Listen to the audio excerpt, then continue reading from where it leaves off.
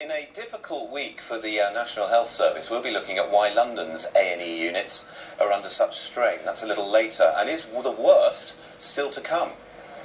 Joining me, Andy Slaughter from Labour, and Gavin Barwell, who's the Conservative MP for Croydon. Welcome to you both. Thank you. First, let's start with the mansion tax and the stir caused by Labour's new leader in Scotland, Jim Murphy, who's been very clear and straight about this. This is a tax that will hit London and the South East and benefit the Scots, he says. Specifically, it would allow the creation of 1,000 extra nursing posts, he claims. This is how he put it. By increasing a new tax on houses worth over £2 million. Now, most of that will be raised in the South East of England. So we're going to tax the people in the South East of England to pay for Scottish nurses in their NHS. I think it's a win-win for Scotland. Well, the Mayor, Boris Johnson, said it was fiscally vindictive towards Londoners. That seemed broadly the view, too, of those Labour figures who commented, including candidates to be the next Mayor.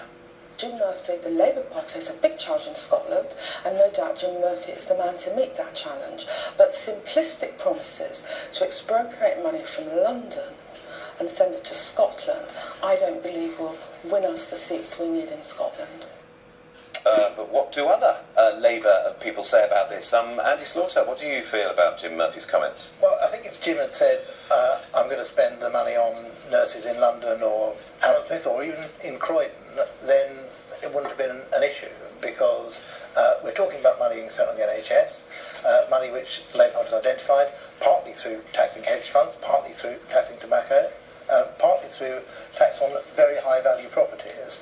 And why are some of those in London? Well, look at the guy who paid £46 million this week of his personal money to buy a flat in Belgravia. At the moment, he will be paying the same as somebody in a very modest property. Isn't it right that people who have very high-value properties pay something towards our National Health Service? So you are happy, to be absolutely clear, you are happy, you support the mansion tax 100%. The issue with the mansion tax is it fair? And that's what we've been getting right. Is it fair? Is it fair now? It's fair because this is what makes it fair. This is what makes it fair. Firstly, that it's more like a banding system now. When the Lib Dems first proposed it, it was large chunks of money coming from people every year. Now it is money that is paid by people mainly in very expensive, about 5, 10, 15, 20, 50 million pound properties. Where we need to look at it, where it's important that we look at it, is so that people who are in modest properties or modest means are not affected by it. And that's exactly what Ed Balls has been doing. And what about the distribution of the money that's raised? Was Jim Murphy right to stress that this is something that we're going to pay for down here to fund services up there? I think that's the truth of it, isn't it? He was just telling the truth. All taxation is redistributed in that way. So he was just telling the truth. It should be. Well, the money that £46 million flat buyer will give through by paying a lot in mansion tax, which my constituents won't, because if you have a property which is last year worth less than £2 million, you'll pay nothing ever. If it's £2 to £3 million, you'll pay equivalent to an extra council tax band. And if you're on an income below 42,000, you won't have to pay at all up front. Those are the type of concessions. But more detailed work is going to be done on this, and I'm still pushing to make sure that it is fair. I've had very few letters on the subject, but I take every single one of them seriously, and I want to make sure that everybody gets a fair deal, and that the people who pay are the oligarchs who are avoiding tax, not ordinary Londoners. Gavin Barwell, all Jim Murphy was doing was talking about the reality of a redistributed process under what we know as the Barnett formula. You raise more money, you have more money to spend in public services here, then obviously they'll get a little bit more. He went far beyond that, because what he was doing was saying to Scottish voters, we've come up with this really clever idea where you're going to get lots more nurses and you're not going to have to pay for it. We're going to hit those people down in London and the South East for it. And it's disappointing that Andy won't say that's wrong. Several other London Labour MPs did it. I actually think the policy is wrong as well. I don't think it is a fair way of dealing with the problem. You know, there is an issue about making sure that people with expensive property pay more tax, and the Chancellor has just dealt with it. That person that bought this flat for 46 million would have just paid far more in stamp duty than he would have under a Labour government.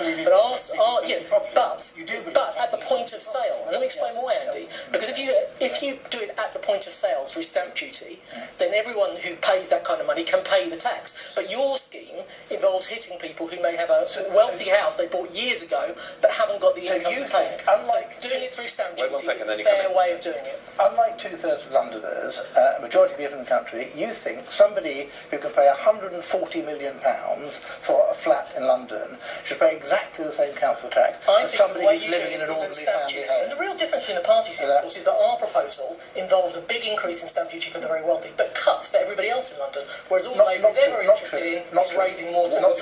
Wasn't the truth, it's not going to surprise anyone, is it, that you or the Conservatives, their heartlands in London, or parts of London, suburbs of London, and the South East, object to Jim Murphy's comment. He's just stating a sort of national reality. And there are more people in inner London that are going to be hit by this than in outer London areas like I represent. Well, there's certainly conservative areas. My worry is once you have the threshold, it'll get lowered over time. But what's wrong about what Jim said is he didn't say, look, we're going to have a UK-wide tax and that's going to fund extra nurses across the UK. He said it's a win-win for Scotland, that we're going to get the extra nurses and we're not going to have to pay a penny for it. And I think the vast majority of Londoners watching this programme will say, that's not right, that's not the way to have a strong union. George Osborne gave the game away. He's actually, there'll be increased stamp duty for people with properties under £1 million.